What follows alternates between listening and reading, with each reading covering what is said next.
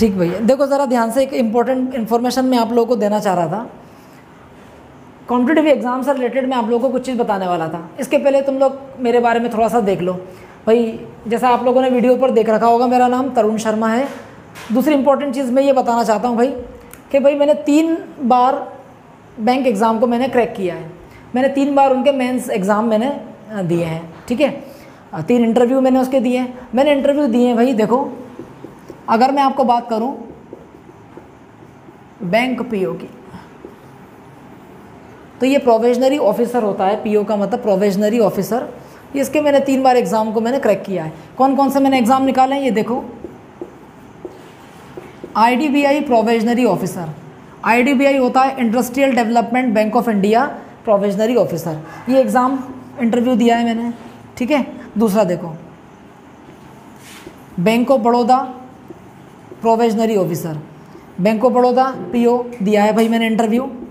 और थर्ड वाला अगर मैं ध्यान से देखूं तो थर्ड वाला मैंने यहाँ पर दिया है IBPS पीओ का, ठीक है। ये 3 इंटरव्यू भाई मैंने यहाँ पर फेस किए हैं। अब इम्पॉर्टेंट बात जो मैं आप लोगों को बताना चाह रहा था वो ये होती है कि आप अगर प्रोविजनरी ऑफिसर एग्ज़ाम की अगर आप इंग्लिश को देखोगे तो काफ़ी अच्छा लेवल होता है इस एग्ज़ाम का। SSC से कहीं ज़्यादा अच्छा लेवल होता है इस प्रोविजनरी ऑफिसर का। लेकिन बात ये, सबसे इम्पोर्टेंट बात ये कि फॉर्म भी तो देखो कितने कम भरते हैं, फॉर्म भी बहुत कम भरते हैं, ठीक। मेन इम्पॉर्टेंट बात जो मैं आप लोगों को बताना चाह रहा था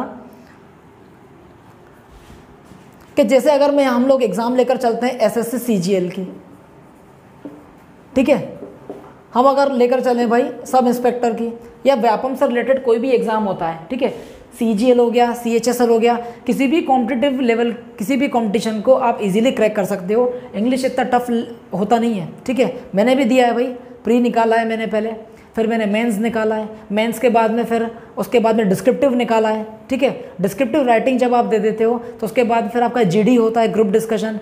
ग्रुप डिस्कशन के बाद में फिर आपका होता है पर्सनल इंटरव्यू। इसका मतलब ये है कि भाई ऑलरेडी मैं क्रैक कर चुका हूँ इन एग्ज़ाम्स को, तो मुझे बहुत अच्छे से पता है भाई कि स्टूडेंट्स को कहाँ से मुझे प्रिपेयर करना है, ठीक है। कहाँ से स्टूडेंट्स को मुझे प्रिपेयर करना है, उनकी तैयारी मुझे कैसे करवानी है, लिंक बाय लिंक मुझे कैसे उन लोगों को आगे बढ़ाना है, ठीक है। आप कहीं इनकी वीडियो देखते हो, कभी किसी और की वीडियो देखते हो, आप 10 जगह पर डाइवर्ट मत करो अपने माइंड को। किसी भी टीचर की वीडियो देखो, आप एक टीचर को पकड़ लो और उसकी कंटिन्यू करो वीडियो को। आप अगर 10 जगह अपना माइंड डाइवर्ट करोगे तो भाई ये कंपटीशन है, ठीक है। कंपटीशन है, आप सेलेक्ट नहीं हो पाओगे। सिलेक्शन के लिए आपका जो डायरेक्शन है वो एक फिक्स होनी चाहिए, ठीक है। अब देखो, कुछ इंपॉर्टेंट बात मैं यहाँ पे आप लोगों को बताने वाला हूँ। ग्रामर के वीडियोस तो मैं डेली की डेली यहाँ पर आपको देता ही हूँ, ठीक है। अब कुछ वीडियोस हम लोग यहाँ पर ऐसे देखेंगे जिसमें आपको वोकैब से रिलेटेड कुछ कंटेंट में प्रोवाइड करूँगा। वोकैब करें कैसे, सबसे इंपॉर्टेंट बात तो ये कि वोकैबलरी को करें क्या, करें कैसे हम लोग उसको प्रिपेयर। सबसे इंपॉर्टेंट बात यहाँ पर अगर मैं ध्यान से देखूँ,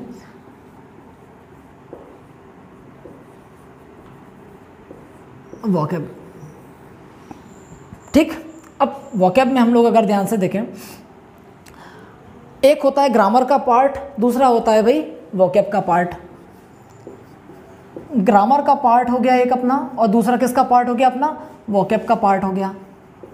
ग्रामर में आपके पार्ट्स ऑफ स्पीच जो कवर होते हैं, ये सारे के सारी एग्जाम्स को, सभी कॉम्पिटिटिव एग्जाम में आपको हेल्पफुल रहेंगे। दूसरी बात, अगर मैं ध्यान से देखूं तो ये जो वोकैब लिखा हुआ है हम लोगों ने यहाँ पर, हम इसको पढ़ने का जो तरीका होगा हमारा वो होगा PRS मेथड से हम लोग इसको पढ़ेंगे। क्या होता है ये PRS? P का मतलब होता है भाई यहाँ पे प्रेफिक्स। प्रेफिक्स वर्ड का मतलब होता है जिन शब्दों के पहले आप किसी शब्दों को ऐड कर देते हो, ठीक है। जैसे अगर मैं बोलूँ यहाँ पर पॉसिबल, ठीक है, मैंने बोला पॉसिबल, पॉसिबल के पहले आप लगा देते हो IM, तो क्या बना देते हो आप उसे, इम्पॉसिबल बना देते हो, ठीक है। क्या बना देते हो उसे आप लोग, इम्पॉसिबल बना देते हो। तो इम जो हम लोगों ने यहाँ पर लिखा हुआ है ये अपने आप में क्या हो गया भाई, प्रेफिक्स हो गया, ठीक है। इम का मतलब यहाँ पर क्या हो गया, नेगेटिव, यानी कि जो चीज़ अभी तक पॉसिबल थी वो अब नहीं है, क्योंकि आपने यहाँ पर क्या लगा दिया, प्रेफिक्स लगा दिया है एक नेगेटिव वाला।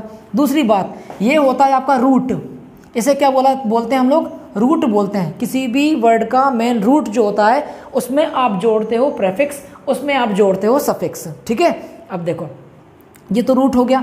दूसरी बात हम लोगों ने यहाँ पर क्या लिखी हुई है, सफिक्स। क्या लिखा हुआ है हमने यहाँ पर, सफिक्स।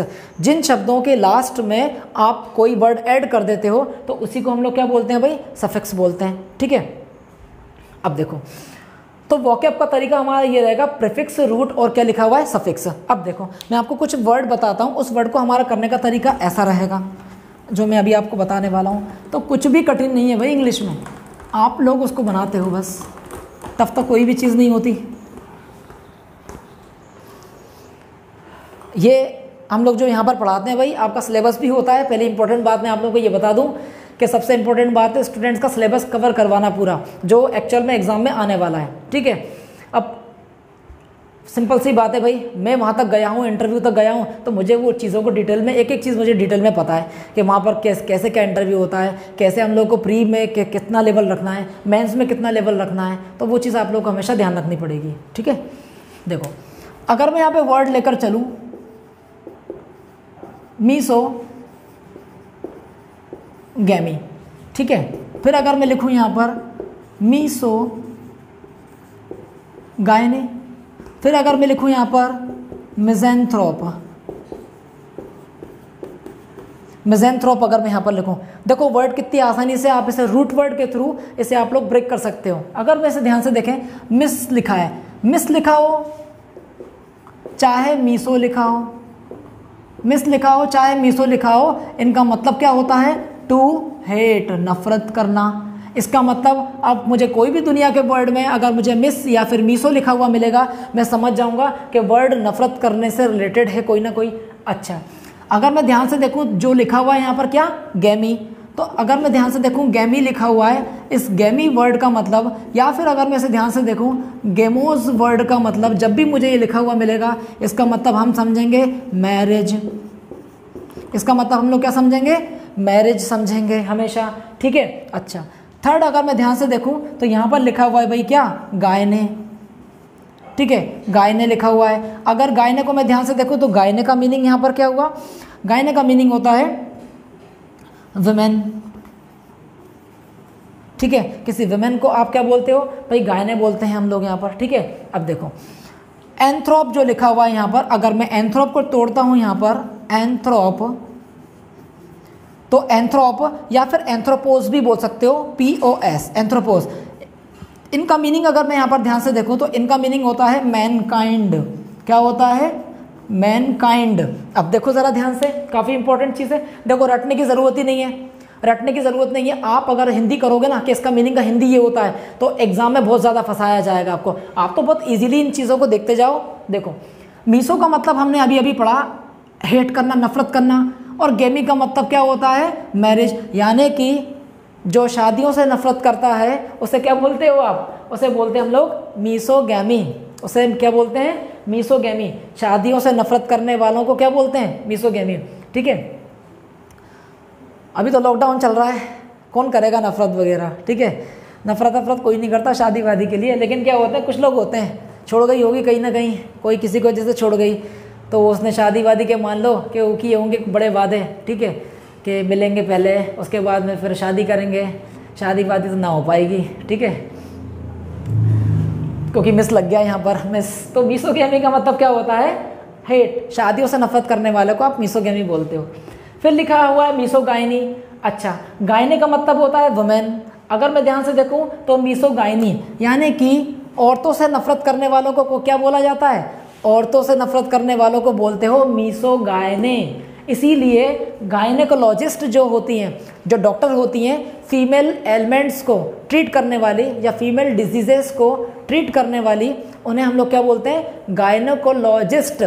गायनेकोलॉजिस्ट, क्योंकि वो ट्रीट करती है फीमेल एलिमेंट्स को। थर्ड वाला हम लोग अगर ध्यान से देखें तो क्या लिखा हुआ है, मिस लिखा हुआ है। मिस के साथ में क्या लिखा है, एंथ्रोप लिखा हुआ है। अगर मैं इसे ध्यान से देखूं तो एंथ्रोप का मीनिंग होता है मैनकाइंड। मैनकाइंड का मीनिंग होता है मानवता, यानी कि जो मानवता से नफरत करेगा उसे हम लोग क्या बोलेंगे, मिसैंथ्रोप बोलेंगे। इतनी बात आई समझ में। अब मैं इसको थोड़ा सा रफ करता हूँ, इसी के आपको मैं सिनोनिम भी बता देता हूँ। हम लोगों ने अभी ये मीनिंग पढ़े, इसके हम लोग अपोजिट मीनिंग भी देख लेते हैं। देखो भाई यहाँ पर तो कोई भी चीज़ टफ नहीं है। आप लोगों को मैं ईडियम्स एंड फ्रेजेस की टेक्निक बताऊंगा, कैसे याद रखोगे आप उसे। ईडियम्स एंड फ्रेजेस कैसे होते हैं, वन वर्ड सब्स्टिट्यूशन को कैसे हम लोग को कवर करना है, फिल इन द ब्लैंक्स आता है तो फिल इन द ब्लैंक्स में हम लोगों को ऑप्शन को कैसे चूज़ करना है, वहाँ पर हमें क्या सोचें हम लोग, क्या अप्रोच रखें, आपको सब चीज़ मिलेगी, बिल्कुल टेंशन की बात नहीं है, ठीक है। अच्छा, हम लोगों ने अभी अभी देखा मीसोगैमी। मीसोगैमी का मतलब होता है कि जो शादियों से नफरत करते हैं उसे बोलते हैं मीसोगैमी। अगर मैं इसी का एंटोनिम लिखूं, इसी का अगर मैं एंटोनिम लिखूं, देखो एंटोनिम, एंटोनिम का मतलब क्या होता है, एंटो का मतलब होता है नेगेटिव और नीम का मतलब होता है नेम, यानी कि जिसका नेगेटिव नाम हो उसी को क्या बोल देते हैं हम लोग, एंटोनिम बोलते हैं। तो इस वर्ड का एंटोनिम अगर मैं लिखूं तो वो क्या हो जाएगा भाई, फिलोगैमी, फिलोगैमी। और फिलो वर्ड जब भी आपको लिखा हुआ मिलेगा उसे हम लोग क्या बोलते हैं, उसे बोलते हैं लव। क्या बोलते हैं उसे, लव बोलते हैं। गैमी का मतलब मैरिज, शादियों से प्रेम करने वालों को क्या बोलते हो, फिलोगैमी बोलते हैं। गैमी हम लोगों ने देख चुके हैं, गैमी का मीनिंग क्या होता है, मैरिज होता है। तो फिलो वर्ड जब भी आपको मिलेगा लव होता है। यहीं से तो वर्ड बना हुआ है फिलोसोफर, फिलोसोफर जो वर्ड होता है वो यहीं से तो बना हुआ है। फिलो का मतलब वहाँ पर क्या होगा, फिलो का मतलब क्या होगा, लव होगा। और सफ़र का मतलब क्या होगा, यानी कि वाइस, बुद्धि, यानी कि या फिर लाइफ, हम लोग उसे क्या बोलते हैं, लाइफ। तो लाइफ से प्रेम करने वालों को क्या बोलते हैं, आप फिलोसोफर बोलते हो, ठीक है, फिलोसफी बोलते हैं हम लोग उसे। तो मीसोगाइनी इसका क्या बन जाएगा, अब अपोजिट, इसका एंटोनिम अब आप खुद ही बता सकते हो।